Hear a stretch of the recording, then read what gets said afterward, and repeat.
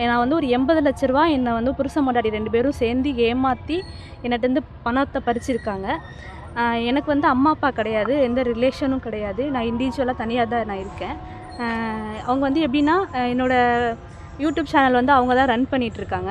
என்னோடய மீடியா வந்து அவங்க தான் வந்து விசிட் பண்ணிகிட்ருக்காங்க. அவங்க தான் அந்த பாட்டு போடுறது, ஷார்ட்ஸு போடுறது இதெல்லாம் அவங்க தான் அப்லோடு பண்ணுவாங்க.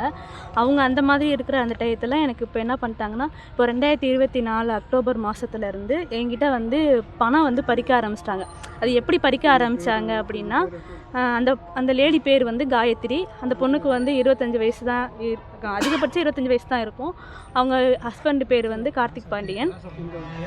அவங்க வந்து கொசலாக்குடி அரிமலை ரோடு பக்கத்தில் அவங்க கொசலாக்குடி. அவங்க இப்போ அவங்க வந்து அந்த காயத்ரியும் அவங்க ஹஸ்பண்டும் என்ன பண்ணுறாங்க அப்படின்னா, இந்த மாதிரி என்னோடய சேனலை பார்க்கும்போது யூடியூப்பை வந்து யாரோ ஒருத்தவங்க ஹேக் பண்ணுறாங்க. அதனால் நீ ஒரு 3 லட்ச ரூபா பணம் கொடு, அந்த பணத்தை வச்சு நான் வந்து சரி பண்ணிடுறேன் அப்படின்னு சொல்கிறாங்க. இதை நீ எப்படி சரி பண்ணுவேன்னு அப்படின்னு அவங்கள்ட்ட கொஸ்டின் பண்ணும்போது அவங்க சொல்கிறாங்க, இந்த மாதிரி என்னோடய அண்ணன் ஒருத்தவங்க க்ரைமில் வேலை பார்க்குறாங்க, அவங்கக்கிட்ட அந்த பணத்தை கொடுத்து நான் சரி பண்ணிடுவேன், அவங்கள்ட்ட தான் நான் எல்லா ஐடியாவும் கேட்டிருக்கேன் அப்படின்னு சொல்லி க்ரைமை வந்து மென்ஷன் பண்ணுறாங்க.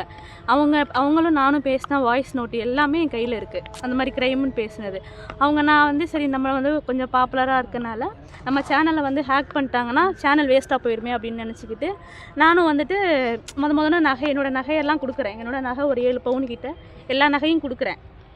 அதை வந்து அவங்க பேர்லேயே அடகு வச்சு அந்த பணத்தை வந்து அவங்க அங்கே கொடுத்துறாங்கன்னா அதை நான் கண்ணால் பார்த்ததில்லை. இந்த மாதிரி சொல்லுவாங்க, இந்த மாதிரி நான் வந்து இந்த மாதிரி அந்த க்ரைமில் பார்க்குறதுக்கு வந்து நான் வந்து கொடுத்துருக்கேன். சரி, அவங்க வந்து நான் பணம் வந்து அவங்க கையில் 3 லட்ச ரூபா கொடுத்தோட்டியே நான் பிரச்சனை முடிஞ்சிருச்சு, நான் அதை சரி பண்ணிட்டேன் அப்படின்னு சொல்லிடுவாங்க. அதை போய் நான் கண்ணாலேயோ காதாலேயோ கேட்டதில்லை, பார்த்ததில்லை. அவங்களும் அந்த பொண்ணும் நானும் ஃபோனில் பேசிக்குவோம், அது மட்டும்தான். அதுக்கான எல்லா ப்ரூஃபும் இருக்குது. இப்போ வந்து அது இல்லாமல் நான் வந்து ஓன் பேனராகவே சொந்தமாக ஒரு 70-80 பேனர் கிட்ட நான் பண்ணிகிட்ருக்கேன். எனக்கு வந்து அந்த ஒரு பேனருக்குமே கிட்டத்தட்ட ஒரு 40 to 50,000 வரையும் எனக்கு வந்து அமௌண்ட் இருக்கும். மேக்ஸிமம் வந்து எனக்கு என்னோடய ஜிபே வந்து நான் யூஸ் பண்ண கிடையாது. எனக்கு ஜிபே கிடையாது. ஜிபே யூஸ் பண்ணதுனால அந்த பொண்ணோட ஜிபேயில் தான் அட்வான்ஸ் பார்ட்டிக்காரங்க வந்து அந்த பார்ட்டிக்காரங்க வந்து அந்த பிள்ளைய வந்து அந்த பார்ட்டிக்காரங்கெல்லாம் வந்து என்னோடய ஜிபேக்கு வந்து போட சொல்லு அப்படின்னு சொல்லி முதன்னு சொல்கிறாங்க.